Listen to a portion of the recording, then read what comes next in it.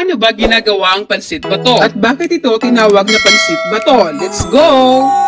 Pumunta nga kami sa Declaros Pansit Bato Factory, the original pansit bato maker. Kung mapapansin nyo, sobrang linis talaga ng kanilang factory. Pagpasok pa nga lang namin ay sobrang babait talaga nila, kaya't sobrang dami talaga ng bumibili sa kanila. Kung magtatanong kayo kung bakit pansit bato ang tawag, dahil ito ay ginagawa sa lugar ng Bato, Town of Camsur in Bicol Region. Hindi rin kayo mahihirapan sa paghahanap ng kanilang factory, dahil ito ay malapit lamang sa highway, saan na maaari kang mag-drop by at bumili ng mga pampasalubong. So ngayon naman, titingnan natin kung paano naman gumawa ng pansit bato. Dito nga sila nagsisimula sa mixer. Pinag-halo-halo nga nila lahat ng mga ingredients. Gumagamit nga sila ng flour, food coloring, soda ash, also clean water. Dito na nga rin nila ginagawa ang pagmulde ng kanilang pansit. Dito na rin nga pinipino ang kanilang pansit hanggang sa lumpis, bago ito ipasok sa slicer. At pagkatapos nga, ilalagay na rin nga nila ito sa tray. Niluluto nga rin nila ito sa steamer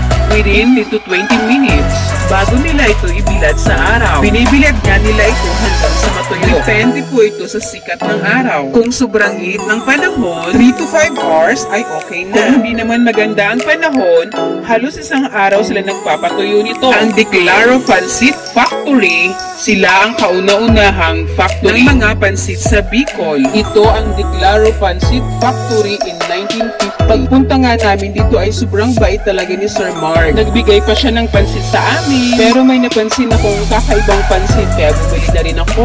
Siyempre, kalimitan kasi nakikita natin ay pansit na color yellow. Kaya na-curious ako sa kulay green. Kaya pala siya kulay green ay ito pala ay veggie pansit bato, na kung saan ay may mga halong gulay. Hindi lang po pala pansit bato ang kanilang tinda.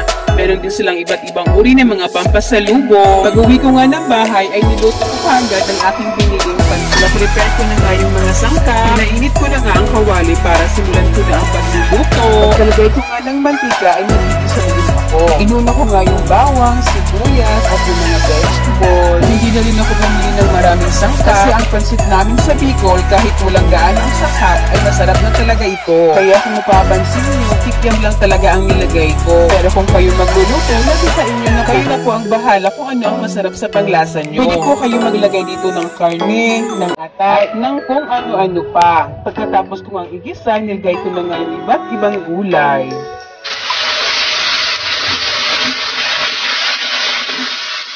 Maglalagay na nga rin ako ng patis, paminta, at syempre ang ating magic. Magic, baka naman. At saka ko na halu-haluin hanggang ito ay sa maluto. Pagkatapos ko ang maluto ito, isi-set aside ko nga muna siya. Inilagay ko nga muna siya sa plato para i-prepare ko na rin ang ating green pansit. Hindi po madumi ang ating kawali. Diyan ko na nga nilagay ang tubig para sa papakuluin na pansit. Magpapakulo nga lang tayo ng mainit na tubig. At syempre, pag kumulo na ang tubig, saka natin ilalagay ang pansit bato. Pinutol-putol ko nga lang ang ating pansit para magkasya sa aking kawali. Nilalagay ko pa nga lang sa kawali, ay takam na talaga ako. Sobrang sarap sa mata ang pagka-green ng ating pansit. Lulutuin ko nga lang ito hanggang ito ay sa lumambot. Ako na ihahalo ang mga niluto nating gulay kanina. At syempre po, iba't ibang paraan ko ang ating pagluluto. Halos luto na nga rin po ito. Kaya samahan niyo ko sa pagtikim ng ating pansit bato. Oh, Marites, sobrang haggard ko dyan. At medyo malayo rin kasi ang pinanggalingan ng pansit bato na green na yan.